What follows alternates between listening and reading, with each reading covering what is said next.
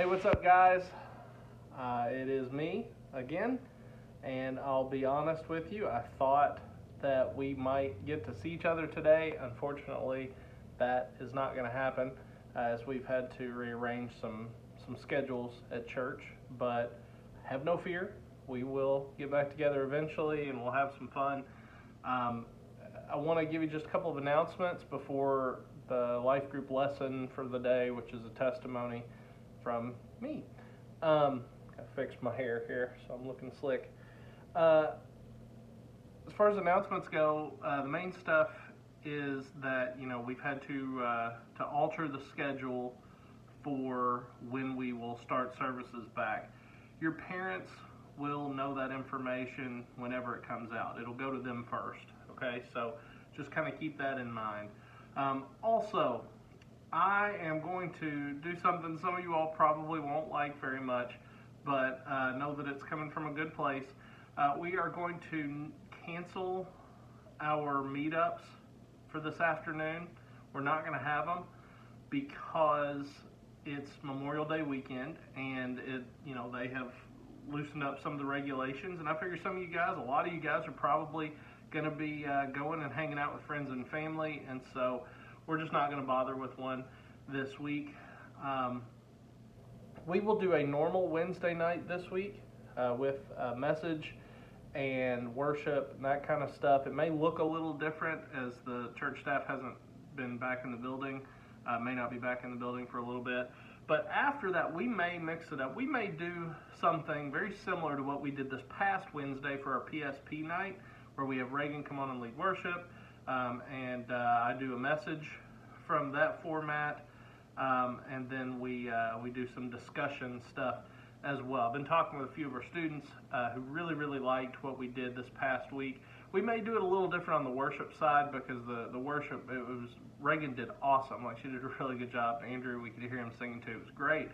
But the sound quality, the way we have to do it through the phones and computers makes it a little less than we probably would like for it to be. So we may change that up a little bit, but I'm going to talk with Reagan and see if she'd be interested in doing this on a regular basis in some format, and we'll have that going for you guys. So I hope that will be something that's kind of cool, but we won't do that this Wednesday. This Wednesday will be normal. I'll do a message.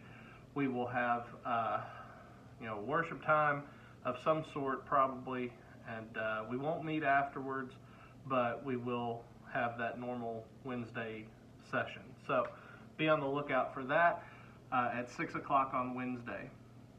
In addition, like I said, we're not meeting today. Next Sunday, we will get back to meeting again on our meetups in the afternoon. Other stuff. Checks should be going out very soon for the mission trip and for camp. If you paid for those events, then you are getting a full refund. Those should be coming back very soon. I'm hoping in the next week or so those checks will start being sent out, and you guys will be getting them, and you'll have, your parents will have a little bit of extra money in their wallets. So be looking for that stuff.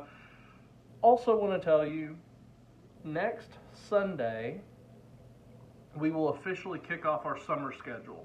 All right, and our summer schedule will include guest speakers throughout the summer who will speak in this format and just kind of do a lesson for you guys. And hopefully you guys will have some good things to think about throughout the summer, have some fun hearing from somebody other than this beautiful face that you see each week. All that said, those are the things that we know are coming up. We don't know a whole lot else. Do want to give a special congratulations to our graduates as that has happened for them now. They are officially not high school students anymore. So way to go, guys. I know y'all are not loving how things have gone, but I know the schools did a really good job of celebrating you all, and I hope that you appreciate that. And I hope we get to do something really cool for you at the end of the summer. We'll just cross our fingers, our toes, and pray a lot that things will work out for us. So all that said, let's jump into our life group discussion this week. Our life group discussion this week is a testimony. And I told you we'd have a couple of weeks of testimonies. Last week we had Cody's. This week you're going to hear from me. Most of you have heard my testimony in some form or fashion before, but today hopefully you're going to hear it directly, and this will encourage you in some way. For me, I was a kid who really didn't grow up in church. Now, I like to tell people that I did because I was a really good kid, and we did have a church that we attended. We went to Yellow Creek Baptist Church. But to be honest, we lived 2 houses down from the church, and for most of my childhood, we would go for a while and then we would stop going for a while. Or we would go to Sunday school for a while, but we wouldn't go to worship. Or we'd go to worship for a while, but we wouldn't go to Sunday school. And so, I had a very kind of sporadic experience with church growing up. My parents were both Christians. My older siblings are Christians, but I just I went to church when I was supposed to, when they told us we had to, and I would hear the stories and I would learn some basic stuff about Jesus. So I was familiar with who God was. I've never had a moment in my life where I didn't believe in God, and I knew who Jesus was because I'd been told about him since I was a little bitty, just maybe not as much as other kids. I went to VBS every year, so I heard the stuff. But the other thing with me that was good but also made things kind of difficult was that I was a really good kid. My sister's one of our youth workers. She's one of the life group leaders.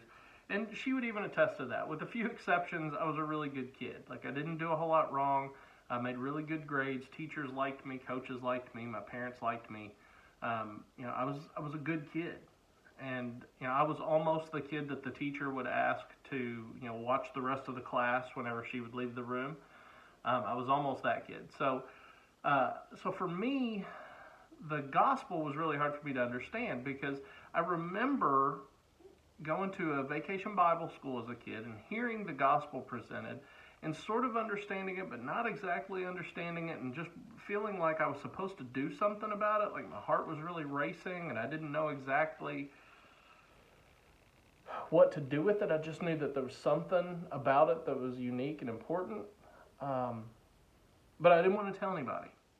And when they asked us to come forward, I remember gripping the pew in front of me, gripping the seat so that I did not want to move. I didn't want to budge. Well, that was when I was in probably 3rd or 4th grade. And I remember the summer before I went into the 6th grade, so right before I started middle school, my sister comes to me that summer and she tells me everything that I needed to know about Jesus. See, she comes to me and she says that God really loves me a lot, which I didn't have any problem believing because I was a pretty great guy to love. But that God loved me a whole lot, and he had a great plan for my life, but that I had sinned, that I was a sinner. And see, when she told me that, I remember really not liking what she'd said. That really didn't sit well with me because, that meant there was something wrong with me. And I didn't feel like there was. When I thought about somebody being a sinner, what I always thought of was somebody who, went out and robbed banks and killed people and did all sorts of awful, awful things. And the worst thing I ever really did was lie to somebody. I didn't even cuss. So, I didn't understand how that applied to me until she explained that, being a sinner just meant that I wasn't perfect, that I made mistakes, and ultimately that I did things that God didn't want me to do and didn't do some things that God did want me to do. And so I could agree with that. It didn't sound great to me because then she went on to tell me the fact that I was a sinner meant that I was separated from God, that that God desired a relationship like this, but because of our sin, because he's perfect and I'm not, we couldn't be together. We were separated, and it didn't matter how much I did, I couldn't get to him. I couldn't fix the situation. And I didn't like that. I remember being really upset when she told me that I was separated from God because I was a sinner, even though I didn't think I was that bad. Then she told me specifically that God, because of that love that she talked about before and how much he loved me, that Jesus came to earth to live a perfect life and die as a punishment for my sin, that he took on my sin in death, that he took he paid the price for what I owed because of my sin, and that all I had to do was trust in him, place my faith in him, and then I would have a relationship with God through him. and that, our relationship could be close. And I was like, well, yeah, let's do that, right? Like, I want that. That sounds awesome. And I remember talking to her, and she led me through a prayer, and I was like, okay, that's great. And then I remember going to church and trying to walk down during the invitation time.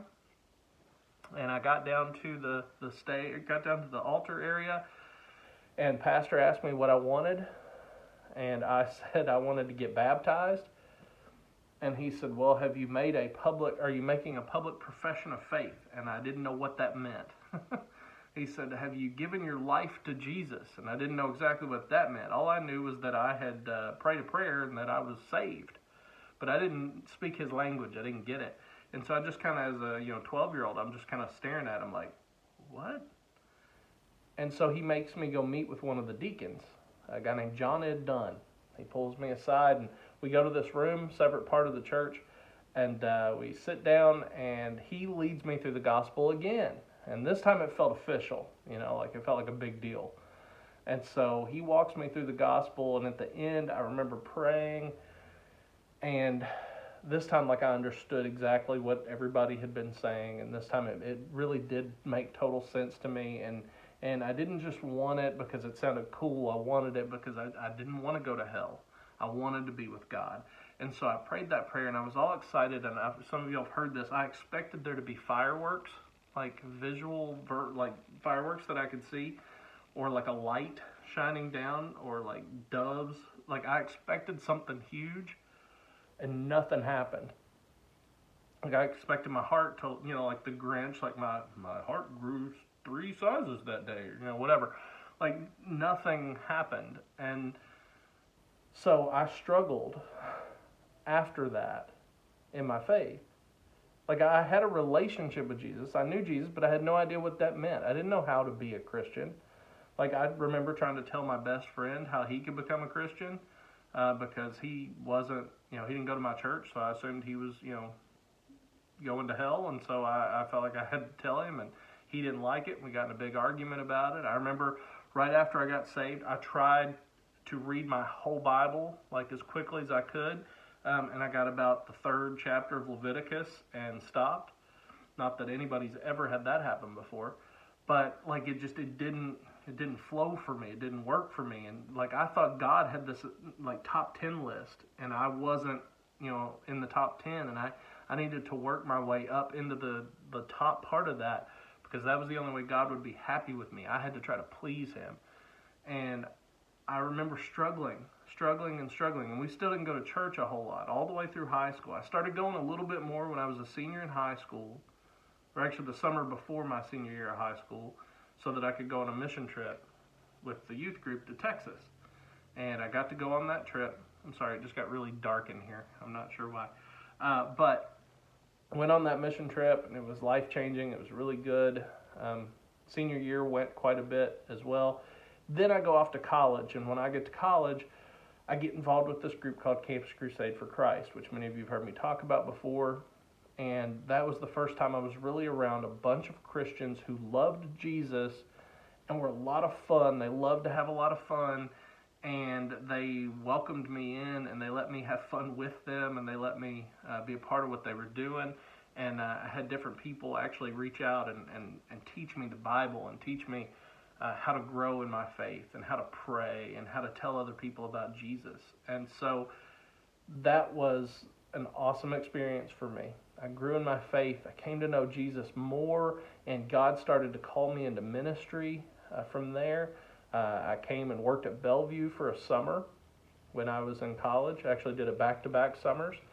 And so that was after my junior and senior years in college, and my first senior year. And so I was just really excited about ministry and about God. And I mean, there's been a lot of ups and downs since then, don't get me wrong. There's been times where I'm just really close to Christ, and things are great and awesome, and I can feel it. And there are other times where, I struggle in my faith. I struggle in my relationship with Christ, just like anybody else. And so I guess my encouragement to you guys when I shared my testimony with you is this, that, God will work in your life. Jesus wants to be a part of your life. He wants to to let His life pay for your struggles, pay for your sins, for your failures. He wants to walk with you. He wants you to learn about Him and to love Him and to grow in Him and to tell other people about Him. And He wants it to be a lifelong relationship that goes right into eternity when we die. So that's what I've seen, is that, God has changed my life from when I was 12 years old till now. I know Him so much better than I did then, and I'm excited that every day I get to tell other people about Him. So I hope that that's an encouragement to you guys. Next week we will have a guest speaker. I'm not even going to tell you who that is yet, but it's going to be fun, and all summer we're going to have more of these, and you guys will enjoy them. Again, let me say, I don't know when the youth group will be meeting back up. I actually don't even know when the church will officially be meeting back up, but you can listen to your parents for that. And as soon as I get details on the youth group, when we're allowed to get together, I will let you know, and we will have some fun together. It may be a really long time, I don't know, but we'll continue to do what we're doing, and we'll make the best of a difficult situation. I love you guys, and I will see you guys soon.